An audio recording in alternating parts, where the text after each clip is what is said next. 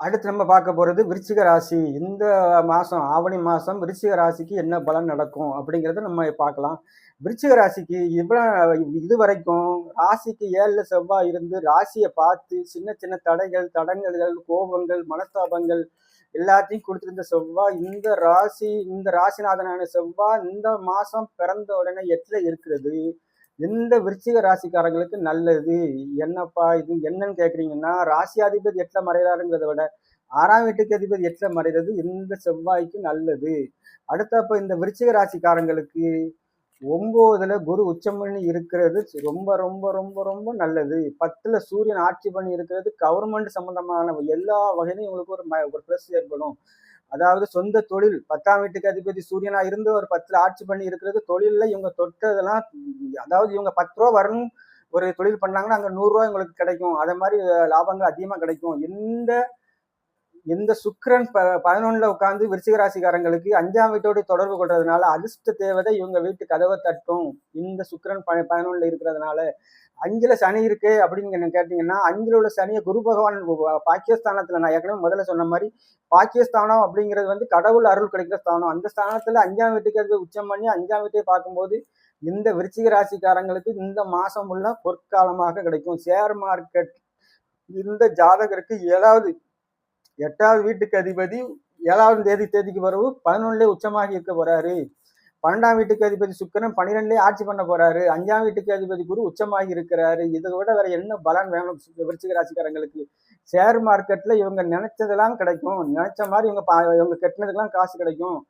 அதாவது இவங்க வந்து சூரியன் சம்பந்தமான ஷேர்கள் வாங்குறது ரொம்ப நல்லது இந்த விருச்சிக ராசிக்காரங்களுக்கு. அதை விட இந்த விருச்சிக ராசிக்காரங்களுக்கு சந்திராஷ்டமம் என்னைக்குன்னு கேட்டீங்கன்னா 4ஆம் தேதியில இருந்து 6ஆம் தேதி வரைக்கும். அந்த சந்திராஷ்டமம் இந்த விருச்சிக ராசிக்காரங்களுக்கு இந்த மாசம் பெரிய பாதிப்பை ஏற்படுத்தாது. ஏன்னா ஏற்கனவே மற்ற கிரகம் எல்லாமே தெளிவா இருக்கிறதுனால, சந்திரன் 9ஆம் வீட்டுக்கு அதிபதியா இருந்தாலும் 9ஆம் வீட்டு குரு உச்சம் பண்ணி இருக்கிறதுனால தெய்வ அருள் கிடைக்கும். இருந்தாலும் சந்திரன் 8ல மறைஞ்சு அது செவ்வாய் கூட சேர்றதுனால சகோதர சம்பந்தமான வகையிலையும் மனக்குழப்பங்கள் ஏற்படும். சந்திரனும் செவ்வாயும் ஒன்னா கூறுறது நல்லதா இருந்தா கூட 8வது வீட்டுல கூறுறதுனால தாயார் வழியிலையும் சகோதர வழியிலையும் ரொம்ப கவனமாக இருக்கிறது நல்லது. இதுதான் இந்த மாசம் விருச்சிக ராசிக்குள்ள பிளஸ் மைனஸ். இந்த விருச்சிக ராசிக்குள்ள பிளஸ் என்னன்னா, இந்த விருச்சிக ராசிக்காரங்களுக்கு குரு 9ல உச்சம் பண்ணி நேர் 7ஆம் பார்வையா 3வது வீட்டையும் 3ஆம் வீட்டுக்கு அதிபதி 9ஆம் பார்வையா பாக்குறதுனாலையும், அந்த 3ஆம் வீட்டுக்கு அதிபதி 5ல உட்கார்ந்து அந்த வீட்டுக்கு அதிபதி உச்சம் பண்ணி அந்த சனியை பார்க்கறதுனாலையும் இந்த 3ஆம் வீடு முழுமையாக சுபத்துவமாகுது. சுபத்துவமாகனா என்ன ஆகுது அப்படின்னு பாத்தீங்கன்னா, 3ஆம் வீட்டு மூலமா என்ன கிடைக்கும்னு கேட்டீங்கன்னா, 3ஆம் வீடு மூலமா தகவல் தொடர்பு சம்பந்தமான ஐடி ஃபீல்ட்ல உள்ளவங்களுக்கு தான் இது ஒரு பொற்காலமாகவும் இருக்கும். குறிப்பாக 7ஆம் தேதிக்கு பிறகு ஐடி ஃபீல்ட்ல உள்ளவங்களுக்கு அவங்க நினைச்ச மாதிரி எல்லாமே நல்லபடியா நடக்கும். யூடியூப் போடுறவங்க, இந்த செல்ல யூடியூப் போடுறவங்க எல்லாத்துக்குமே 3வது இடம் தான் அவங்க ஜாதகப்படி. அதே மாதிரி ராசிப்படி 3வது வீட்டுக்கு அதிபதி 2ஆம் வீட்டுக்கு அதிபதியும் 5ஆம் வீட்டுக்கு அதிபதியுமான குரு பாக்குறதுனால இந்த விருச்சிக ராசிக்காரங்கள் எதை தொட்டாலும், எந்த தொழில அரசாங்க சம்பந்தமான தொழில போனாலும் சரி, யூடியூப் வழியில போனாலும் சரி, எந்த தொழில போனாலும் சரி, இந்த விருச்சிக ராசிக்காரங்களுக்கு இந்த ஆவணி மாசம் பொற்காலமாகவே இருக்குங்கிறதுல எந்த சந்தேகமும் இல்லை.